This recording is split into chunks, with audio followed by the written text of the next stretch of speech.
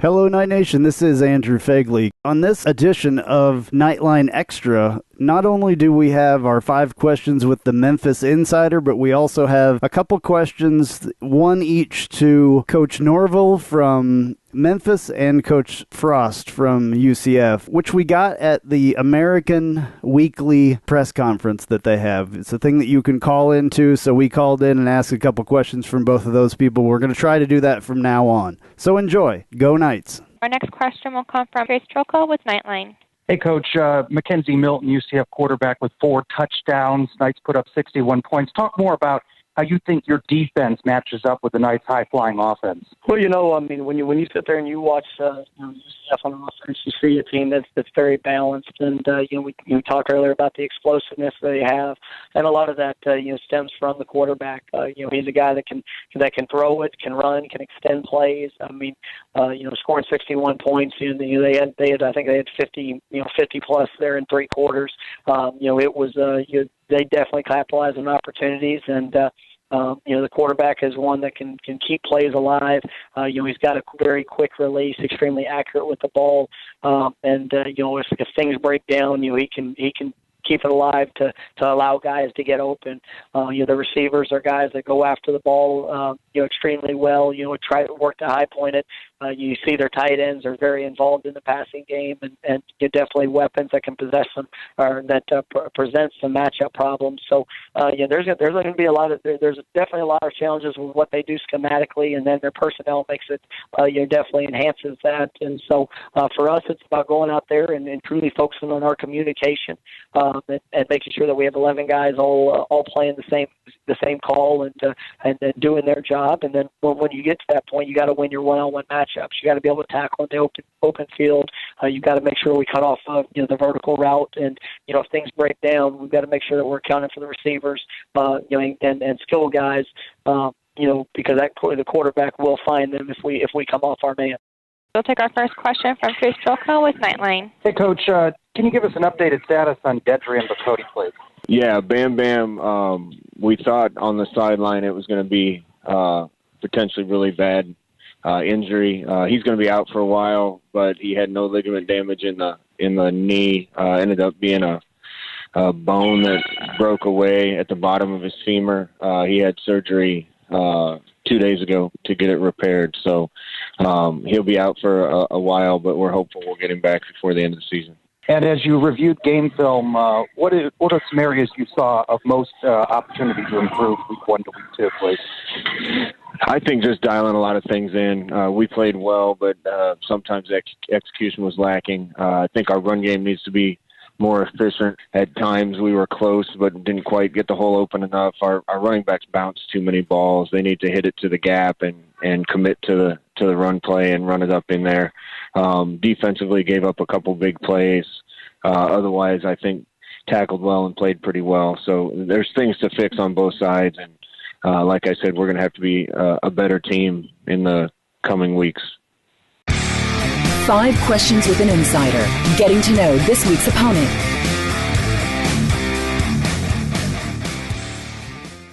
Let's get to know more about UCF's next opponent, the Memphis Tigers, winners over Louisiana Monroe in Week 1. Isaac Simpson covers Memphis athletics for BCSNN and the TigerSportsReport.com and hosts the Man Cave podcast. Isaac, thanks so much for joining us on Knightline.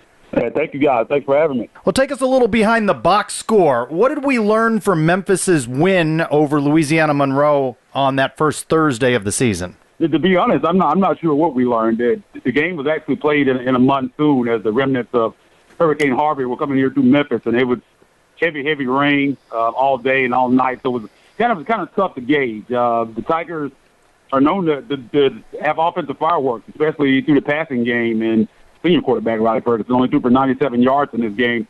Really couldn't get the passing game going, but they did do a lot of damage on the ground.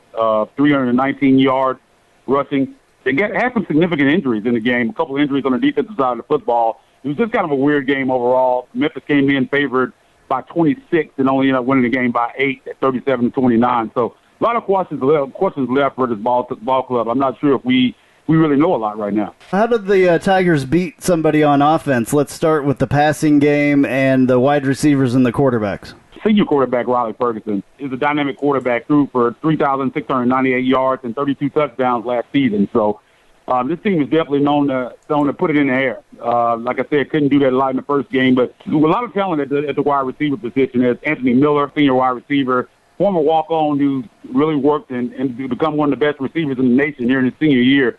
A lot of talk that he could get drafted in the first round of this year's NFL draft. Another former walk-on, Phil Mayhew, is also a guy you should watch out for. Big 6'3" receiver. He's really talented as well. And you got some young guys, John Pop Williams, DeMonte Coxey, and Roger Proctor, who was a senior as well. So a lot of talent at the wide receiver position. And I really expect Memphis to put the ball in the air a lot more than they were able to against UL Monroe. Well, it sounds like weather certainly limited the passing game. That's what I knew most about Memphis was the aerial show. That's what we're most concerned about. But when you talk about the running game, pretty formidable in week 1. 1-2 punch. Darrell Henderson rushing for 169. Patrick Taylor Jr. 131. Not bad for two guys to combine for that much yardage. Talk a little bit more about them, the running game, the offensive line. Obviously, to have a strong passing game, they must be giving your quarterback protection. Yeah, when I talk about the running backs first, against UL Monroe, 319 yards on the ground. Kind of a mixed attack. They're really deep and talented at the running back position as well. As you said, Darrell Henderson and Patrick Taylor Jr.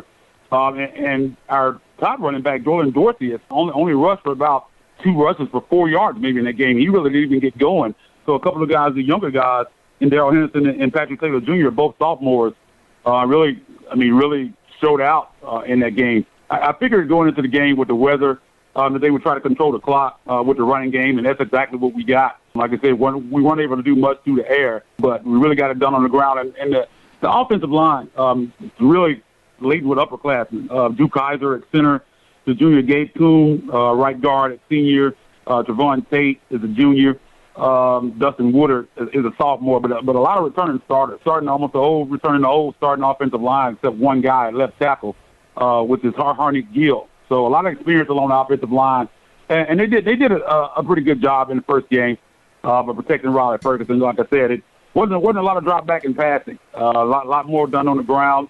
But I fully expect against UCF that we'll see a lot more through the air, and they're pretty good at protecting Riley Ferguson back there. Shifting to the defense a little bit, what are the strengths and what concerns you? Well, this defense over the last few years has been a work in progress. The offense has definitely been what carried this team. I mean, there's a lot of question marks in the defense, especially in the secondary. We have a true freshman in T.J. Carter, 4-star guy that's starting back there, one of the cornerback slots. It showed a lot in the ULM game, a lot of missed tackles. There are probably a lot of plays where ULM should have completed them, and guys just dropped wide open balls. So there's definitely a lot to work on in the secondary. Like I said, T.J. Carter's a true freshman, starting the cornerback. That's rare.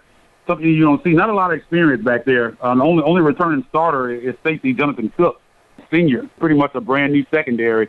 So that's something that we'll definitely be watching in the UCF game. I see guys put up 61 points, man. Got me kind of worried about our secondary because you guys really have a dynamic receiving group. You got 4 guys, and there's Jaquan Smith, Cam Stewart, Dredrick Nelson, and Gabriel Davis that can really give us problems. So our secondary is really going to grow up fast. A lot of young guys back there. Tito Wyndham is a junior. Some of the guys are not young; they just don't have a lot of starting experience. Sean Rupert is a senior who's actually starting at safety as well.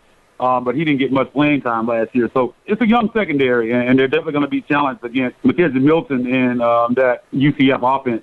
You're looking up the middle. Rush up the middle was pretty much non-existent last year.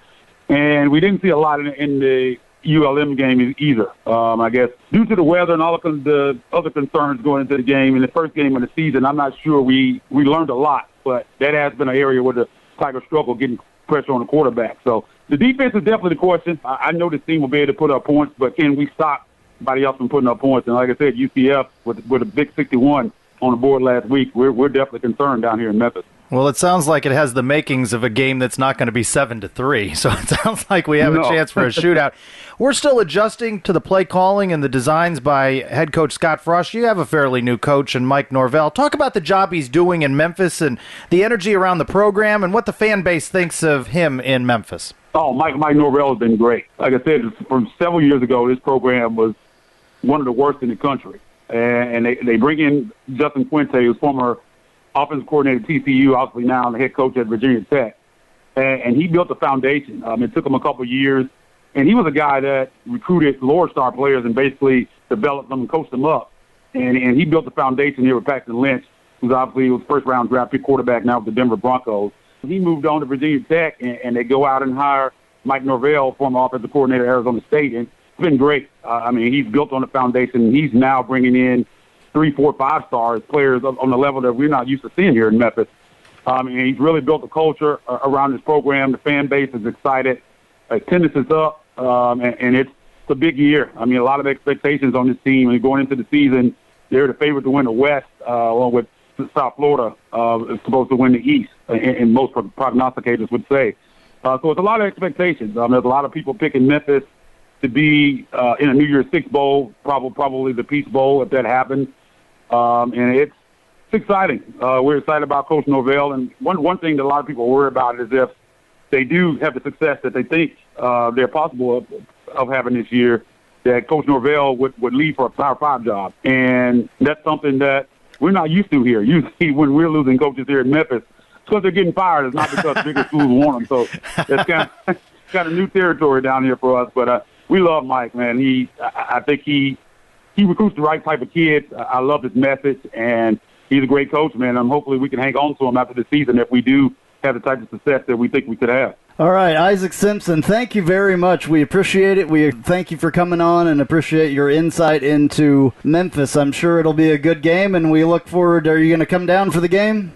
No, I'm not going to be able to make it down this time, but I'm excited, man. It should be a great game. I think it'll be high scoring. I could see both teams getting up into the 40s and 50s in this one. So it should be a great one, man. I think it'll be offensive fireworks. And like I said, with Memphis, we'll just see if we can get that defense going. I'm excited about it. It's a big game for both teams. Early second game of the season, first conference game of the year. It's huge. It's a big game for both teams, and I'm looking forward to it.